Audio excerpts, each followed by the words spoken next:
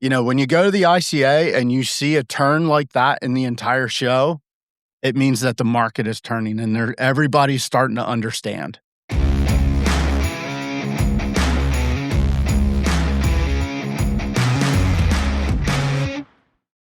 All right, everybody, welcome back to the Kleen-Rite Radio podcast. I'm Fix It with Phil, and as always, I'm joined by my good buddy, Marc Tyndale. Marc, we're back from the ICA.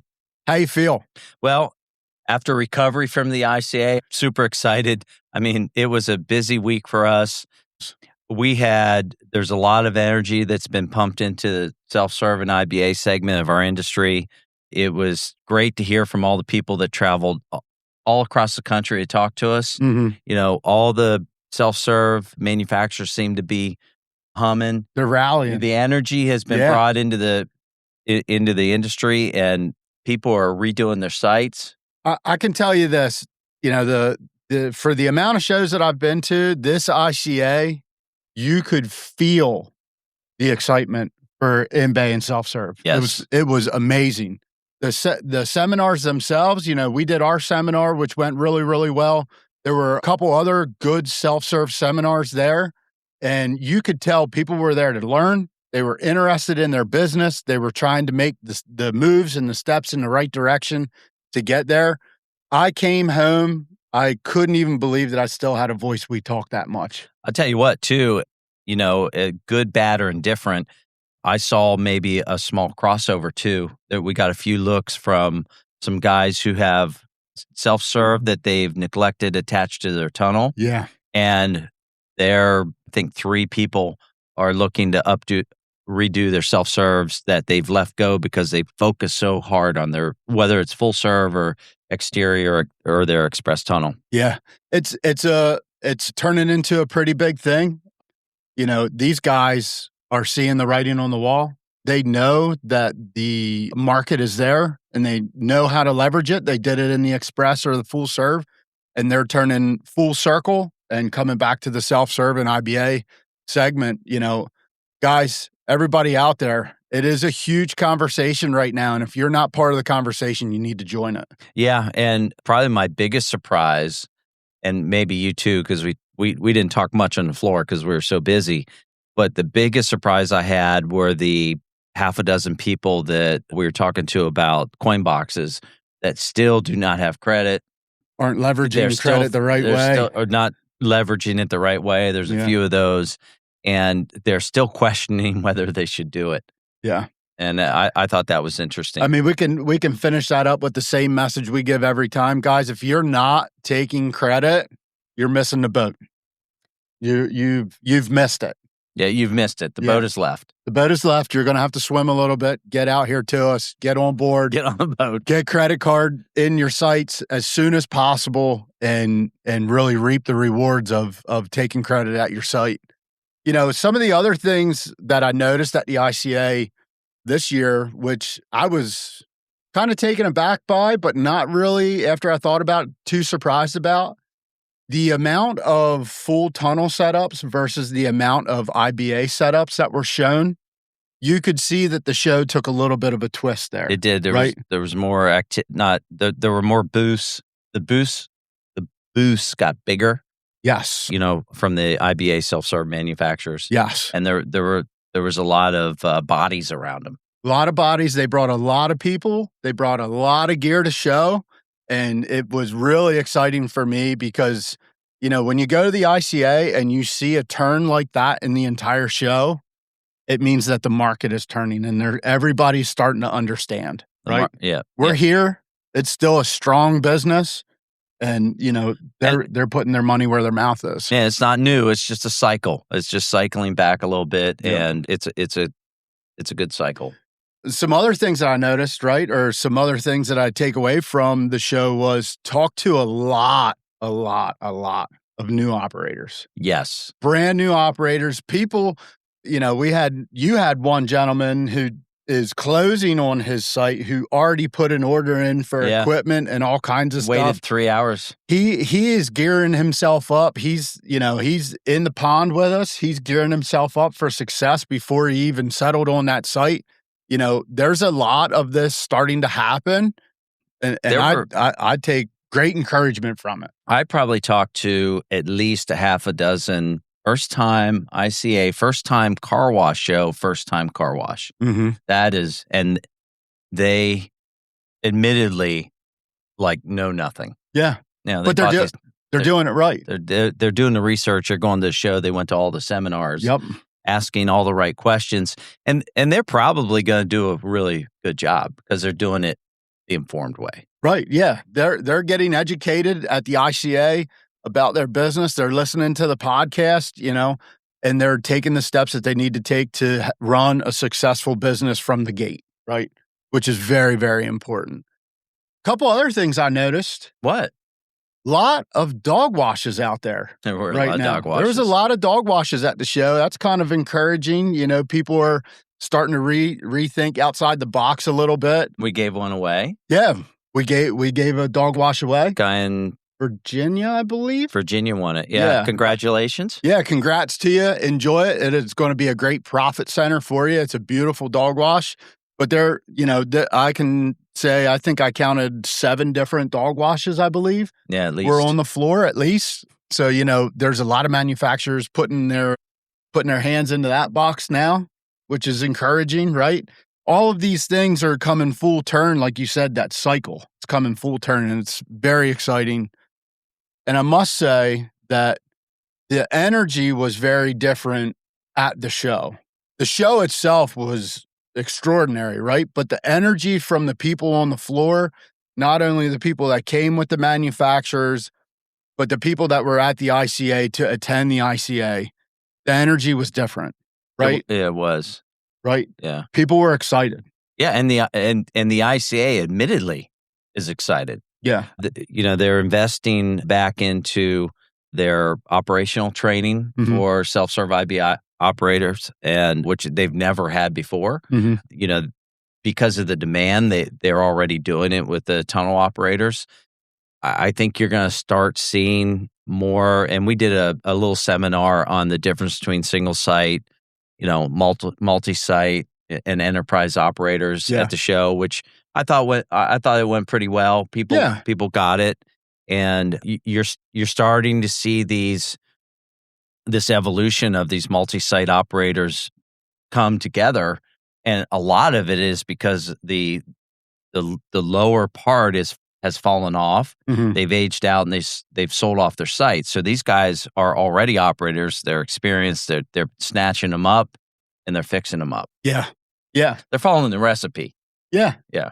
Yeah. The recipe that's been laid out by Express, right? Yeah. And by, other markets that we watch, right? Other operators that have done it, and they're just rinsing and repeating that same thing, right? So it's, again, extremely, extremely encouraging. It has just been, this ICA has been a wild ride. Yeah. It was a good one. I wonder if the question is, can we keep it going? Ooh, I think we need to make a pot of coffee for that. Yeah. Yeah. I'm not going to lie to you. I'm a little tired. I came home with a lot of new ideas, though, a lot of great conversations. Got to see a lot of pictures of people's washes, what they're doing, what their thoughts are. It's always fun to talk to other operators, see how they're cutting their pie up and serving that out to the customer.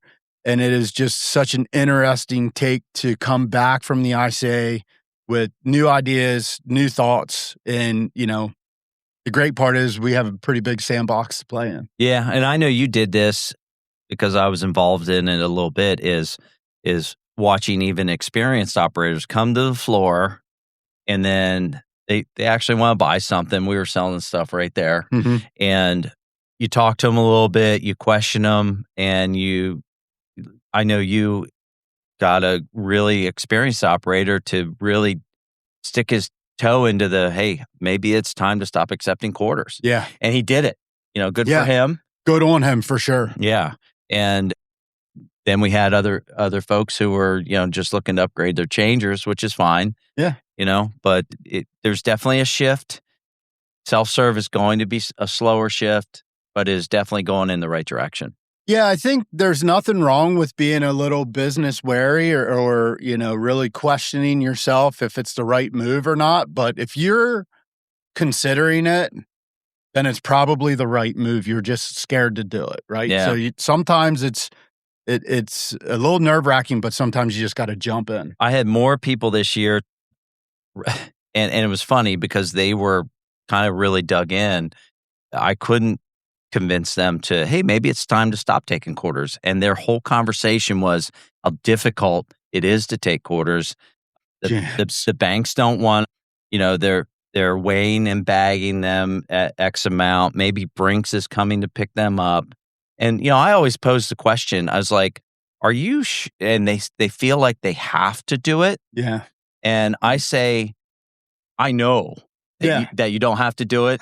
And me too. They don't necessarily believe me. Yeah. But you're going to convert quarter people to bill and credit people, and you're going to make more money while doing it, and you're going to reduce your stress on your operations, and you're going to reduce the stress you have at the bank.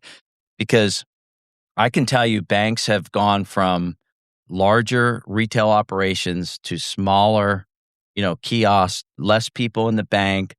They have central storage now for quarters. They don't put them in their own vaults. They don't want them. Yeah. It costs them money to have. They're making it hard on you for a reason. Because they don't want to take them anymore. They don't want you to take them anymore. They don't want you to take them anymore. They're just too nice to say it. Yeah. I think we're going to have another year or two of it, maybe. Probably 3, 4. Where we're going to have to push a little bit. But, I definitely walked away from ICA with that exact feeling as well. And that, to each their own, but yeah. That's a tough conversation to have with people sometimes. Yeah, you can take them to the water, but whether they drink or not is their choice. Their choice. Yeah. And that's okay. Yeah. Well, what else did we see? What else was cool? What was the one thing you saw that got you a little fired up? Boy, that's right. I was asking everybody on the floor that, what's the one thing you saw while we were at the ICA that got you fired up, that really got your brain turning a little bit more? I think that, man, you kind of stumped me. I have to think about that for a second. Why don't you tell me what yours was? I'm going to fire mine off. Mine was, there is an automatic truck washout for 18-wheelers. Oh, yes. And that thing has me crazy excited. Yeah. Like crazy excited. When you think about what that machine could actually do in its actual physical mechanics, right? Actually cleaning up an entire semi-truck. And then on top of that, the revenue you could do off of a machine like that would be next level. Yeah. Next level. So that was the one thing. And some of the I think the payment options that we're still growing in that area. I think there still needs to be more innovation. Agreed. But they look good and they need to work good, work well. But I think the manufacturers are putting time into it. They're trying to solve problems.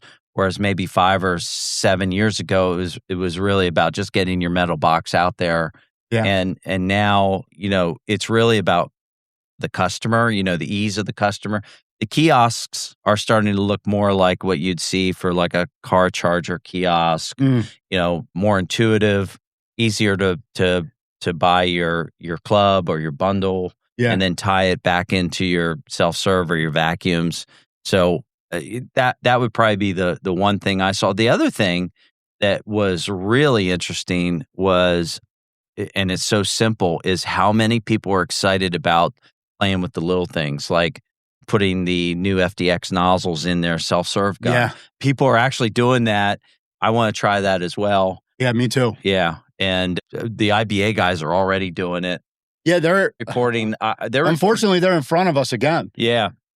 They're reporting, I would say, 90 to 95% satisfaction rate with that. There's a few outliers that haven't been able to, maybe make it work. But the activity on just in the self-serve bay, just trying something different and something new. We talked about a lot of momentum today, but let's put a bow on it. Let's wrap this thing up. Yeah, let's wrap it up. I think coming off the huge momentum of the ICA, we're right around the corner from the Kleen-Rite Expo. It's going to be very, very well attended. Right. I think that we can make it the biggest Kleen-Rite Expo ever. In November, in PA. We're going to do some car wash tours. We're going to see some really great sites. probably site that maybe didn't even need it, but got it done anyway. Yeah. Because they're following the recipe. And I think it's going to be a great opportunity for everybody to learn more about self-serve, IBA segment, meet the folks here at Kleen-Rite and get to know, who you're talking to on the phone even better. And if you don't know us, this is a great opportunity for you to come out and get to know us. And meet these other operators that are really having success. Yeah, join the car wash community, reach out, come out to the expo, come and see us. Until next time, thanks for tuning in to the Kleen-Rite Radio podcast. See ya.